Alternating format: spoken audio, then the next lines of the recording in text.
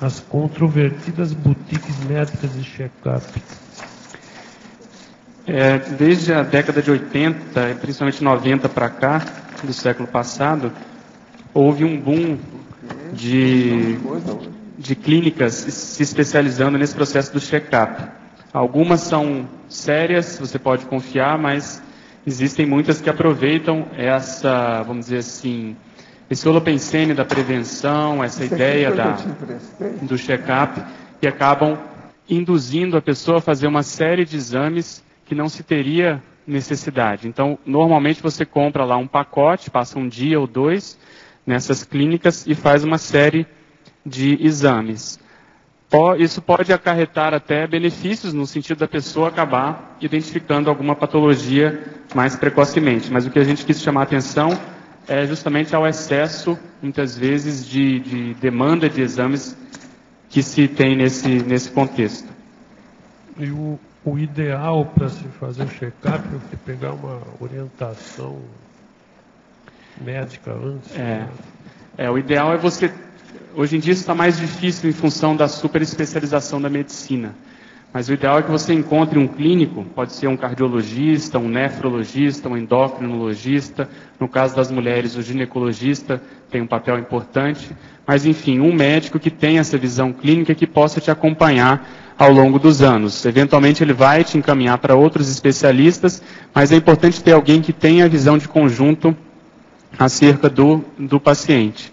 Então isso é importante, eu volto a dizer, é difícil hoje em dia, mas vale a pena buscar, tentar pegar várias opiniões até encontrar alguém com quem você possa, enfim, em quem você possa confiar, porque hoje em dia com essa super especialização, muitas vezes a interpretação de exames demanda essa visão, tanto do clínico geral em conjunto com o especialista. E além disso, a própria orientação do que fazer diante de determinados resultados, que muitas vezes isso pode ser contraditório na própria medicina. Então vale a pena ter alguém em quem você confie nesse campo, nessa área. Né? Agora para você, Velho Bertoldo, professor Pedro, poderia ampliar o tema macrosoma e check-up? A gente já tocou nesse assunto, é uma possibilidade de você chegar ao diagnóstico, pelo menos presuntivo, de ter um macrosoma através de check-ups. Só que esse check-up, ele precisa, vamos dizer assim, expandir, precisa ir além da medicina convencional.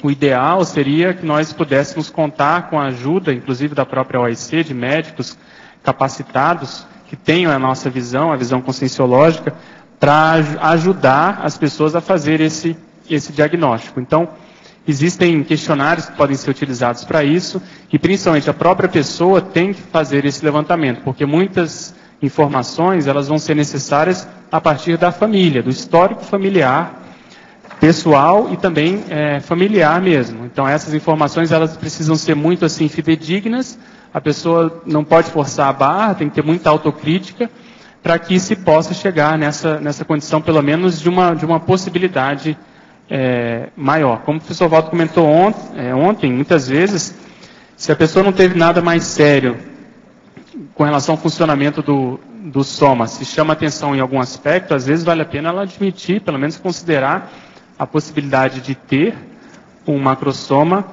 aqui ainda e ver o que ela vai fazer com isso.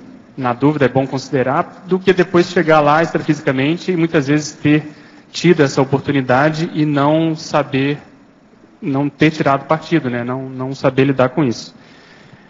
Hoje, meu caso, se você quiser saber, hoje em dia eu já pelo menos considero essa possibilidade dentro de tudo aquilo que eu já estudei, já comparei dentro da minha família, com o meu irmão principalmente. Eu hoje sou mais pendente para poder ter tido do que para não. Porque pelo menos se eu não tiver, alguma coisa eu estou fazendo para a próxima. Pelo menos em termos de cuidado, em termos de estudo, em termos de sinapse, em termos de como deve ser o funcionamento. Tudo isso eu vejo que é uma preparação para a próxima existência. Então, se errar, eu acho que não vou errar tão seriamente. Acho que é uma preparação para as próximas existências. Então, pelo menos é um assunto que eu gosto muito de estudar na teoria, e pelo que eu já fiz na prática, pelo menos não tem nada que contraindique muito seriamente. Então, preciso ter mais experiência para confirmar assim 100%. Pedro, Osvaldo aqui acima Puxa, que verbete este aqui, hein? Gostaria... Você sabe por que eu estou falando isso, né? Sim. Eu gostaria de fazer uma pergunta na trinomiologia, que eu desconheço essas profilaxia primária, secundária e terciária. Qual seria nesse tipo de profilaxias? Essa profilaxia primária é quando a pessoa não tem doença e você faz algum tipo de campanha ou esclarecimento para que ela não venha a ter doença. Então, vamos supor, quando você faz uma campanha de esclarecimento sobre os males do tabagismo, quando você faz uma campanha de vacinação em massa, você está dando ali proteção, seja em termos de informação, seja através do processo da vacina e assim por diante, para que essas pessoas não venham a desenvolver determinada doença. Elas não têm e elas podem se proteger em função dessas campanhas. Okay. O processo secundário é quando já existe alguma doença, mas ela foi detectada precocemente. Então é uma profilaxia porque a doença ainda não se manifestou, ela não está tão avançada. Então você faz a detecção e você consegue com isso aumentar a sobrevida da pessoa do que se você não fizesse nada. Então o exemplo mais clássico que existe é o exame do Papa Nicolau, aquele esfregaço vaginal que as mulheres fazem no ginecologista. A lâmina vai para o patologista e ele vê as células. Se as células estão, vamos dizer assim, tranquilas, bonitinhas, saudáveis, fisiológicas, ou se já existe alguma alteração a nível celular que possa já ser assim, o precursor do câncer. Muitas vezes já se consegue saber se há infecção, por exemplo, por um determinado tipo de vírus, o HPV, e assim por diante. Então, fazendo o tratamento naquele momento, com certeza essa pessoa não vai desenvolver o câncer, ela vai ter muitas vezes uma sobrevida igual a pessoa que não teve nenhuma manifestação dessa. Então, isso seria a prevenção secundária. A terciária é quando você faz essa detecção, faz esse diagnóstico, mas a doença já se desenvolveu, ela já teve já deixou alguma sequela, e você vai tentar evitar que isso piore ainda mais. Então, é a profilaxia da piora.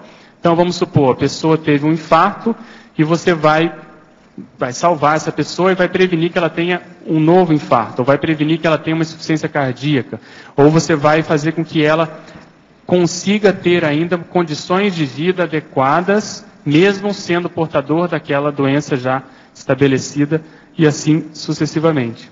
Não sei se ficou claro. Então, são níveis com os quais você vai trabalhando na tentativa de fazer essa detecção, esse diagnóstico. O ideal é sempre tentar fazer o mais antecipadamente possível, né? Muito claro. Eu tenho mais umas dúvidas aqui na sindromologia.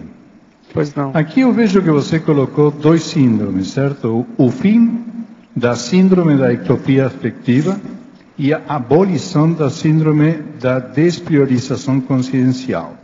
Eu interpreto perfeitamente bem as duas. Mas na tua redação aí, você colocou isso assim como se fosse o objetivo, é esse aí? Sim, o objetivo é de se abolir, né, a despriorização, por exemplo, no cuidado com o soma. Porque você falou, por exemplo, o fim da síndrome da ectopia afetiva. Ou seja, não entendi bem por que colocou o fim. Ou seja, isso está colocando como para que cada um interprete como um objetivo a ser alcançado? Acho que sim, acho que aí a ideia foi usar sinônimos. Você tem que, vamos dizer assim, aniquilar as manifestações desses chamados amores ectópicos, ou você colocar a sua afeição por uma coisa que é patológica.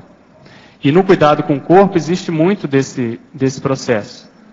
Entende? A pessoa muitas vezes utiliza o corpo de um modo totalmente alterado, ectópico, equivocado. Então por isso que a gente foi assim, radical de se abolir, de finalizar, de se evitar. Não sei se você está entendendo.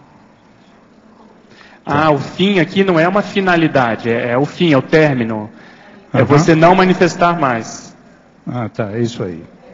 E última aqui agora eu entendi, o pessoal me ajudou aqui. Desculpa. A profilaxia da síndrome da fadiga crônica. Você poderia falar a respeito disso? Sim, a síndrome da fadiga crônica é muitas vezes o que acontece com aquelas pessoas que trabalham muito. O workaholic, por exemplo. Então elas vão evitando o descanso, elas vão abreviando, por exemplo, as horas de sono, elas vão considerando isso menos prioritárias do que, por exemplo, o trabalho, e elas vão acumulando esse tipo de fadiga. Chega num determinado momento que o corpo não consegue mais descansar, não consegue mais entrar nessa condição de descanso real.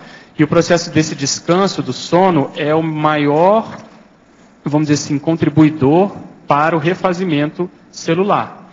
Então, o que acaba acontecendo? A pessoa começa a ficar tão desgastada que aí o sistema imunológico começa a ficar mais abolido, não atua tanto e ela fica mais predisposta a uma série de manifestações patológicas. Então, já se estabeleceu bem a relação, por exemplo, desse universo, desse grupo de pessoas com a tendência maior de desenvolver infartos, por exemplo, infarto do miocárdio. A pessoa que tem fadiga crônica tende a ter mais depressão, por exemplo, alteração do humor e assim sucessivamente. Então, existe uma relação muito grande entre a falta de sono adequado, que é o processo do workaholic, que tem muito isso, e a manifestação dessas doenças, principalmente de doenças crônicas. O próprio diabetes também está relacionado com isso. Diabetes tipo 2, né? Muito obrigado e meus parabéns, Pedro. Pedro. Obrigado a você. Pois não. Também estava na fila. Ô Pedro, por favor, eu gostaria de entender um pouco mais sobre o conceito colocado na 4ª linha da pensenologia, autoexemplo homeostático ante o holopensene antissomático vigente. Sim, eu acho que na condição de intermissivista, a gente tem, vou chamar assim, o para-dever de dar exemplo com relação ao cuidado com o soma, porque o soma é o principal instrumento para se executar a PROEX. E se você for reparar, nada, assim, talvez nada seja muito radical, mas muita coisa não ajuda nesse sentido.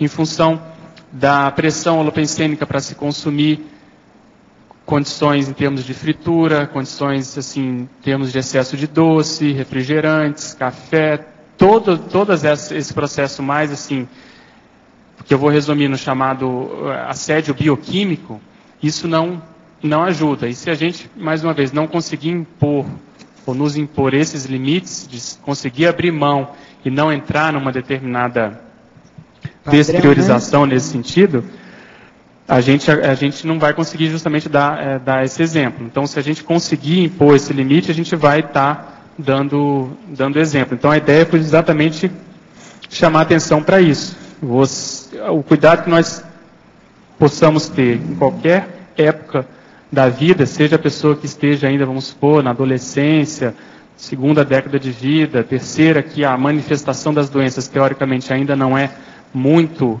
incidente, mesmo assim, quanto maior for o cuidado, a tendência é que a sobrevida dela também seja maior, que ela sofra menos a repercussão das doenças, ou que pelo menos consiga retardar a manifestação das doenças.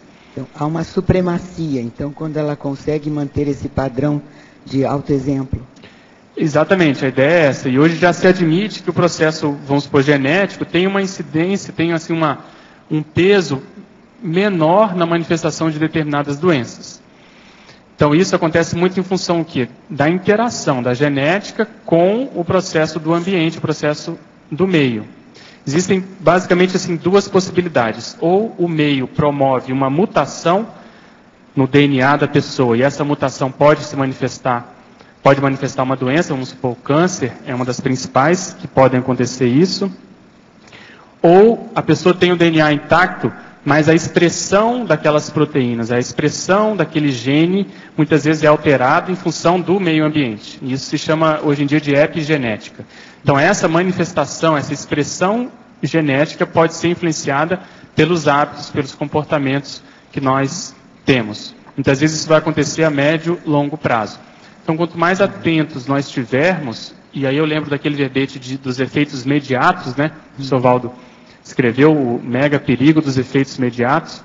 Vale a pena chamar atenção para isso, porque muitas vezes hoje a pessoa não sente nada, ela faz e ela acha que não tem problema nenhum. Mas muitas vezes dali a um lustro, uma década, em algum momento mais para frente, isso vai aparecer e ela às vezes não vai ligar as pontas. Que muitas vezes foi em função daquele comportamento que ela passou a ter, aquele mau hábito que ela começou manifestar, né?